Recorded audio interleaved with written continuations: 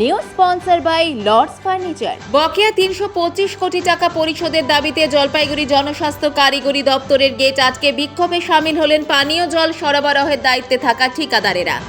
মঙ্গলবার সকাল থেকে দপ্তরের প্রধান গেট বন্ধ করে বিক্ষোভ শুরু হয়, যার জেরে কার্যত অচল হয়ে পড়ে জনস্বাস্থ্য কারিগরি দপ্তর।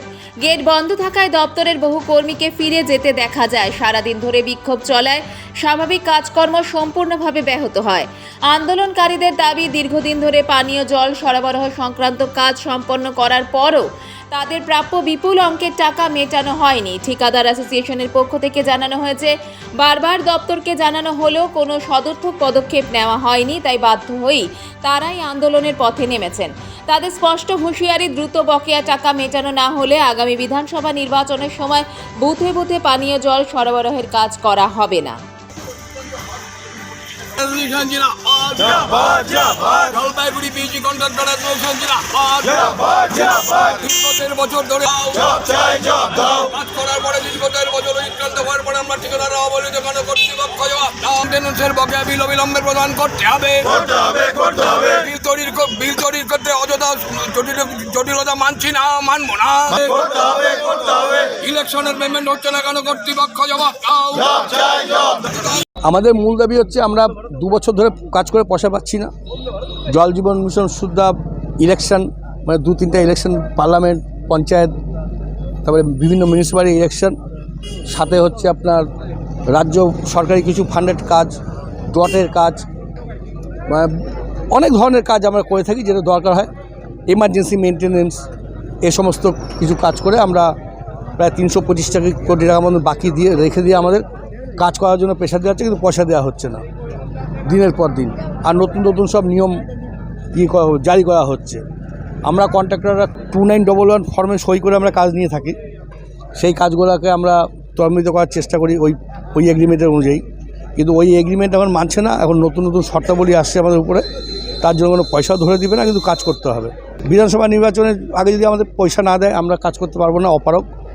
কারণ হচ্ছে আমাদের যা অবস্থা এখন, আমাদের সমস্ত বাড়ি ঘর ব্যাংকে দেনাতে জর্জরিত, সোনা গয়না বা ফ্যামিলির সমস্ত কিছুই অ্যাসেট যা ছিল সব দিয়েই আমরা কাজের এখানে টাকা আমাদের আটকে আছে। আমাদের মরণাপন্ন অবস্থা এখন। আজকে আমরা হচ্ছে আপনার শান্তিপূর্ণ, আমরা কী বলে, আমাদের অসহযোগ আন্দোলন, মানে পিএইচই দপ্তরকে আমরা কোনো সহযোগিতা করব না। আজকের থেকে লাগাতার এটা চলবে, আমরা কোনো সহযোগিতা করব না। অফিস আমরা গেট বন্ধ করে আমরা বসে আছি। অনেক কর্মীরা আমাদের এসছে, আমাদের বড় সাহেব এসেছিলেন, উনি গেছেন ডিএমের ওখানে, যা শুনতে পেলাম। আর সব কর্মীরা এদিক ওদিক সব ছেড়ে ছেড়ে বসে আছে। আমাদের ধরেন এই আমাদের কন্ট্রাক্টর সংখ্যা 300 মতন, তার মধ্যে আমাদের জেলার কন্ট্রাক্টর 170-75 জন, 300 জন আমাদের কন্ট্রাক্টর। মানে আমাদের বিভিন্ন জায়গা থেকে, শিলিগুড়ি, আলিপুরদুয়ার, কুচবিহার, বিভিন্ন জেলা থেকেও কন্ট্রাক্টররা আসেন, ধারাবাহিকভাবে এখানে কাজ করে। হ্যাঁ, তাতে 325 কোটি সামথিং আর কি। এখন অবধি বিল আপডেট, কিন্তু বিল আপডেট হয় নাই, মানে বিল হচ্ছে না। মানে জলপাইগুড়ি ডিভিশন তো তার মধ্যে সবচেয়ে খারাপ। মানে এখানে যত রকম মানে অনিয়ম বেনিয়ম আছে সব চলে আর কি। মানে বিল আপডেট করে না, বিল প্রডিউস করলে অমুক তমুক একটা নিয়ম, বাজেভাবে সব নিয়ম ফাঁসায়। এগ্রিমেন্টের বাইরে গিয়ে বলে এই নিয়ম, এটা আপনাকে দিতে হবে, এই কাগজ দিতে হবে, না বিল হবে না। এই ধরনের অত্যাচার চলছে আমাদের উপর, বুঝলেন। পেটের টানে আমরা পথেই তো বসে আছি। অফিসকে আবার জানান দিতে অফিসের সামনে শান্তিপূর্ণ অবস্থান বিক্ষোভ করছে। 1.5 বছর ধরে আমরা কোনো পেমেন্ট পাচ্ছি না। জল জীবন মিশনের পেমেন্ট পাচ্ছি না। মেনটেনেন্সের পেমেন্ট যেটা হচ্ছে না, যেটা হচ্ছে তা দিয়ে স্টাফের মায়না দেওয়া যাচ্ছে না, স্কিম সচল রাখা যাচ্ছে না, পিএবিএসআইসি দেওয়া যাচ্ছে না।